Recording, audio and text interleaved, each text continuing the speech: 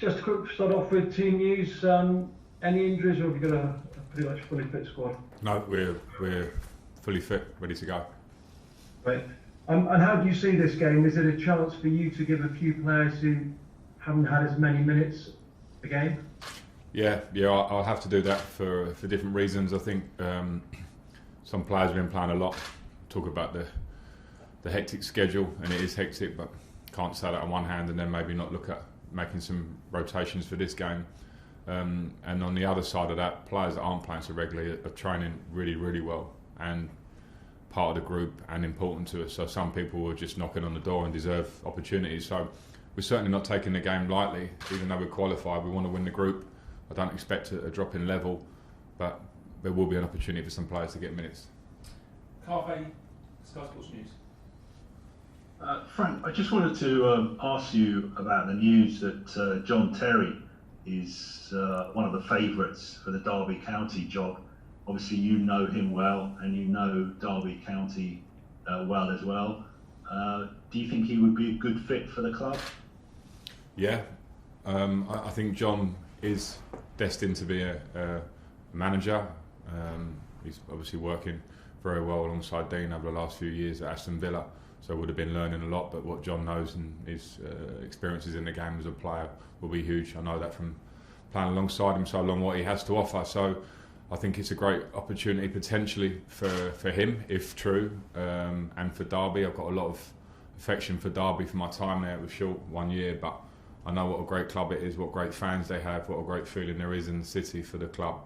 And John will be a hungry, ambitious manager, whether it's Derby or whatever other opportunities come his way as he goes along. So I don't know anything, but John is going to be a fantastic coach in my opinion. Moose, talk sport. Hi Frank, now you said you want to win the group, but how hard is it to motivate players when you've already qualified and in a sense this is, to all intents and purposes, dead rubber? Well, it certainly isn't a dead rubber, Moose. I know what you're saying, but we want to win the group for different reasons. Obviously, in your pathway through, it's not clear always that coming first is the beneficial position, but we generally want to do that. Also, in terms of motivation, when I'm talking about players that might play that haven't played so many minutes, their motivation is to try and show why they should be in the starting 11. I have difficult choices, and it's an opportunity for players to give me more difficult choices going forward. And as a collective, we're on a good run. We haven't, lost since Liverpool, which was a difficult game for us for circumstances that happen in game. And my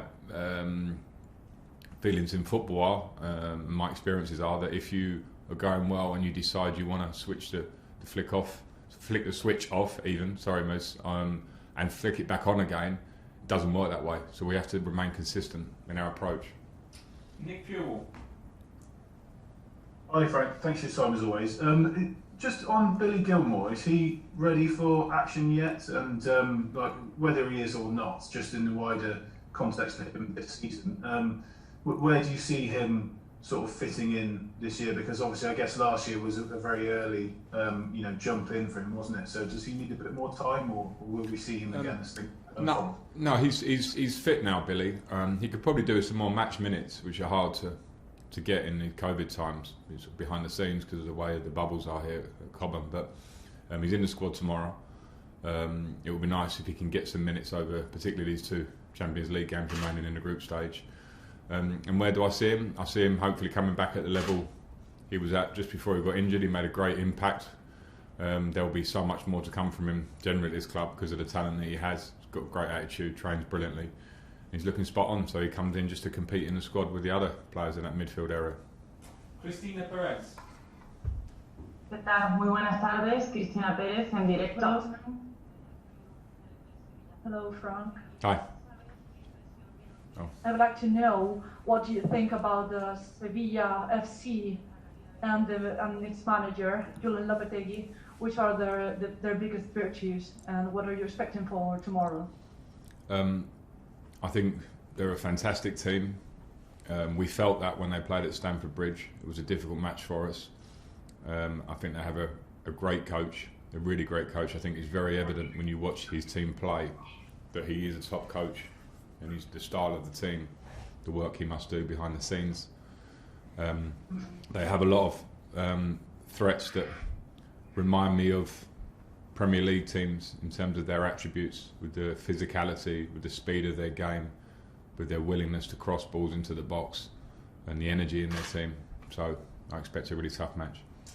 Matt Law, Daily Telegraph. Hiya, Frank.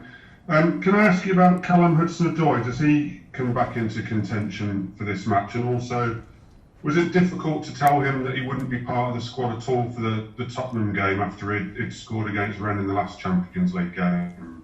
Yeah, it was difficult, Matt, and I've been really pleased with his training lately. I've spoken about Callum at different times since I've been in the job, and his training and attitude at the minute is bang on. Work ethic in training, that's reflected in scoring against Rennes and playing well. Coming on against Newcastle, I thought he was bright, going away with the 21s and doing well. So it was tough. I have tough decisions when we have a fully fit squad, as we pretty much do now, to leave players that work hard through the week and are desperate to play for the club, to leave them out. But I have to make that decision. So I did speak to him personally, because I wanted him to feel that. I want him to understand where he's at in the minute, which is in a progression. He's getting better for me, and there will be times where other players will have to sit out, and that conversation will have to be with other players. So he's back in contention tomorrow, and I want to see more of the same and keep that progression going. And as I say, if there are times he's not starting or he's out of a squad, the main thing is I want him to stay positive, and that's, I suppose that's part of my job as well, to have that communication level. Callum.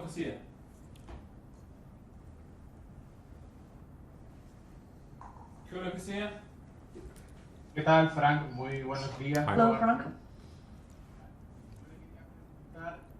I would like to know which do you think are the keys for tomorrow's match in order to beat Sevilla? I think the key for us is, and this is Champions League games generally, but with a team of the qualities of Seville and the players they have, is our concentration and focus when we work without the ball, because they're very, very competent on the ball. They play very well and have good possession. So we have to improve on what we had, how we played at Stamford Bridge, where we weren't quite as good as we should be. But we just need to go there with confidence. We are playing well. We will respect them as a team. But the way we are playing, if we can keep the level of form, I expect us to be able to go there and really compete against that good side that they are. Andy Dillon. Hi Frank, can you hear me okay? Hi Andy, gotcha. Hiya.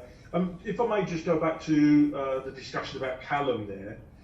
Firstly, just following on from your comments, I just wondered, how did he take it when you had a chat with him to tell him that you were having to leave him out and explaining the situation? Obviously he's a young, hungry lad. And also, I know it's the kind of a calculated risk to take with every player that you have to leave out, but I just wondered, in his case particularly, you've had Bayern Munich have come out publicly to say, you know, they're keeping an eye on him. Is it a bigger risk than normal you're taking by leaving him out, and it's something you just have to accept? I think, Andy, for all the players we're talking about, I'm talking about probably a squads I have to leave out 4 or 5 players maybe per game. If I went through all the permutations of all of them and how they may feel and the risk of it, I wouldn't make a decision and I wouldn't be able to do the job. So I'm aware with Callum where he's at, and he took it very well.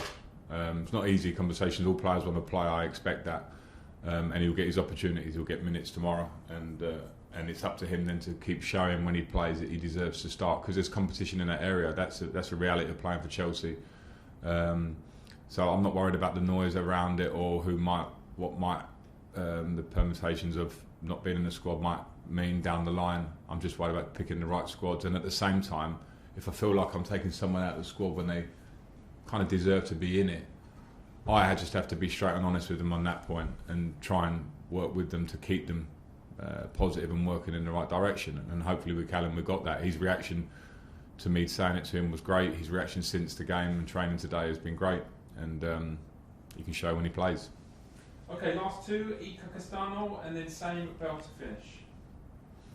Buenos días, Frank. Iker Castano. In your history as footballer as well as manager, you have always played in great stadiums, but tomorrow you are playing at the Sánchez Pizjuán. What does it mean for you to play in this stadium? Thank you so much.